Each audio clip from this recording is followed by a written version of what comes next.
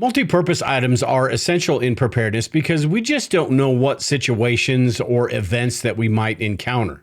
Items like a water filter basically have one purpose, right? That's to clean water. But you have items like tape, cordage, or a pocket knife that can be useful in a number of different scenarios. And they're items that you're going to be glad you have if and when you do need those. Today, I want to talk about a multi-purpose item that you may not have heard about, but could be very helpful in a survival or emergency scenario. And that is these compressed towels, or the toilet paper tablets, as I like to call them. I've been using these compressed towels for years, and not just for preparedness. We mainly use these while we go camping, but I have them in my bug out bag, and you can also use them around the house. We use them in the barn and in the garage from time to time as well. I'm going to go over some of the different ways that you can use these compressed towels and why they're a great addition to any of your emergency kits or survival supplies. But keep in mind, some of the uses that I'm going to be covering today are for a contingency plan. It's really important that whenever possible, we have the right tool for the job. However, sometimes that's just not possible, and that's why these multi-purpose items and learning how to use them is so important. Later in the video, I'll go over more reasons why these are such a great item to have, and I'll show you this sucker right here, which I call a survival puck. It's basically a toilet paper tablet on steroids. A lot of really cool uses for something like this. So first off, these tablets are really easy to use. You literally just add water, and then they can be squeezed out and dried and used again. So you could dip these into a stream or a lake, use your water bottle to get them wet, and even the kitchen sink. And they dry out fairly quickly, so even if you need to get them a little bit wet to decompress them, they dry out if you're going to use them for something and you need them dry for that. So the first one most of us think about with these are the toilet paper tablets, right? Using them as toilet paper. Now these are sort of porous, so I would be careful with that. You can, fold these over, fold them into squares or whatever, and maybe have some hand sanitizer with you as well. But these are useful for situations like that. Also for cleaning counters and washing dishes and doing things that you would do with a regular towel. These are about 9 inches by 9 inches. So all the things that you would do with a regular towel or even a paper towel, you could do with these tablets.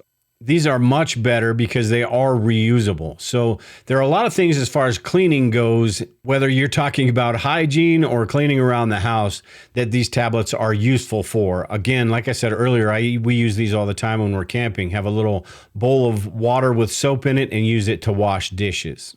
These can also be used as fire starting material. If you have a little bit of isopropyl alcohol or even some denatured alcohol, any sort of fuel source, you can soak these in that and it will help you get a fire started. Now, these will not expand in the isopropyl alcohol because there's not enough water. There's too much alcohol in those. But you could soak these, you can put a few drops of water on these, expand them, and then soak them in that alcohol, and it would help you get that fire started. You can also rub a little bit of Vaseline on these from a few different spots, and that would give you a longer burn in the beginning to try to get those larger sticks started. Now, I used one full sheet just to show this on video, but you could also just tear these apart before you even get them wet or crumble them up. I mean, they're cheap enough that you can just practice with them and figure out what works best for you. But they would be, in a pinch, a really good fire starter. Now, a lot of us probably have different ways to start a fire in our kits, whether you're talking about Vaseline and cotton balls or some of the fire starters, the actual little packets that they sell. I've got quite a few of these. But again, in a situation where maybe you've used all of that or you don't have access to that and you have access to one of these, it would work as a fire starter. You can also use these as a wick for an emergency candle. Most of these you'll have to look at when you order them, but most of them are natural fibers, plant fibers, or even cotton. So they work fantastic for a wick. You can roll these up. I made a couple different kinds and tested it out. You can roll these up, put a hole in a little mason jar lid and tuck that wick through there, and it burns fantastic. On a pop can, it's a little bit different because you don't have such a restrictive hole. You've got the big pop can hole on it, but it still works. So in an emergency, you'd have a little candle right there, and with a little bit of ingenuity, maybe you could figure out how to cook with that as well. But whether you're out camping or you're around the house, these little toilet paper tablets, once they're dried out, will work great for a wick in some sort of DIY candle. Something else you could use these for is a DIY water filter. A field expedient water filter basically has 3 stages, and if you've got a bandana and a couple of these, you can do that. In the field, most of us have a bandana in our bags or a schmog, something like that, and that's one layer of this, but you could use this for the bottom layer, which is just some of the fine particles. You could use that bandana for the heavier layer as far as charcoal or sand or gravel, but these are strong enough that they will stand up. No, they're not going to carry like 5 pounds of rocks in them, but they will be strong enough to get that filter going. And with a little bit of cordage and a couple sticks, you can make a pretty good water filter with that. At the very least, it'll get out the big chunks of everything. It's not going to purify your water. It's still going to need to be boiled, but it can get those bigger chunks out for you. So as part of a water filter, this would be pretty beneficial. And these little tablets also have a number of different first aid uses. And keep in mind, these are not sterile, so you wouldn't want to pack a wound with something like this. And even if you did, there's really not a whole lot of material, so you'd have to probably throw 5 or 10 in some sort of bullet wound or something. But you can make these sort of sterile. You can boil these in water, which would work, and you could also just soak them in isopropyl alcohol. Again, you'd have to get them wet first and then soak them in there. You'd want to let those dry out because I don't think you'd want to put a soaking wet cloth with isopropyl alcohol on it directly on a wound. It would probably do some damage and it would probably hurt like crazy as well. So keep that in mind. But in the field, you just, if there is some sort of emergency, you're grabbing a shirt out of your bug out bag or something to put pressure on a wound, that's not sterile either. So there is that to think about. But any situation that you're in where you have the ability to make something sterile, you should. But it could be used to cover wounds just like a gauze pad would be. It's about the same size as a gauze pad. You could take a couple of these, tie them together, and you could make some sort of binding, sort of a pressure dressing type thing, although you're not going to be able to tie it as tight as you would a pressure dressing. But again, like I said in the beginning, this is a contingency type item. And if you tie a few of these together, you could also use them to tie a splint to somebody's leg or somebody's arm. You could also use them for head or neck cooling. If somebody's got shock or something like that, you can cool their head or neck, or if just you're bugging in or bugging out and it's really hot out, you could throw one of these on the back of your neck and keep cool a little bit, or the top of your head.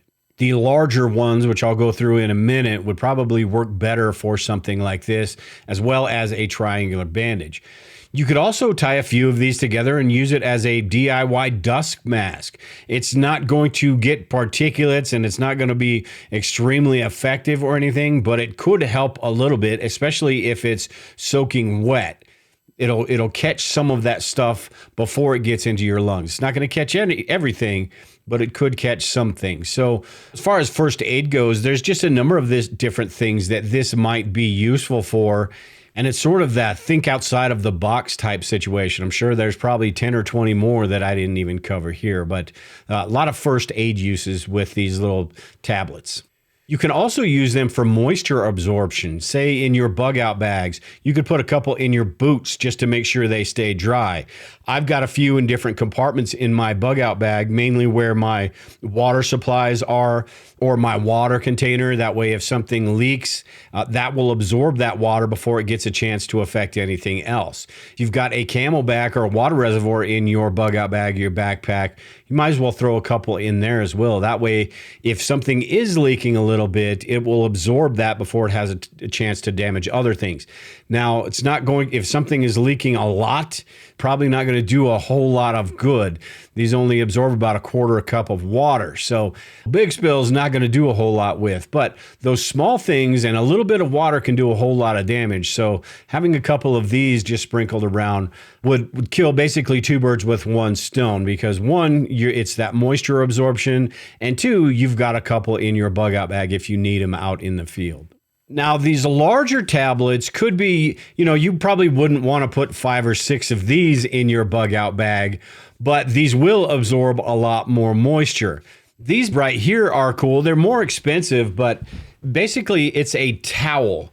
They're much larger, they're much more absorbent, and they're much stronger and thicker than these smaller ones. These could be used as sort of a, put something over your head if it's really hot outside, some sort of protection from the sun, or, dip it in cold water and it'll keep you nice and cold. If it's cold outside and this is completely dry, you could put it around your neck, use it sort of like a scarf. Or if you're sleeping at night, this is big enough that you could use it sort of. It's not going to cover your whole body, but you could use it to cover yourself, and it'd be a little bit more warmth than just a regular survival blanket.